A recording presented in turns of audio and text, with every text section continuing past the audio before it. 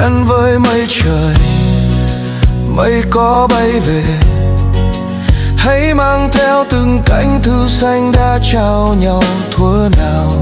Anh vẫn trông ngóng em hoài, anh vẫn chờ mong em mãi, cho dấu xa cách muôn trùng.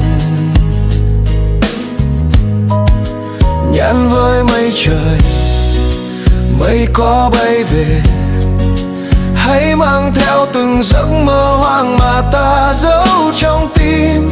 Nhớ nhung biết bao con đường đã in bước chân người xưa, ước mơ dắt ta về bên nhau.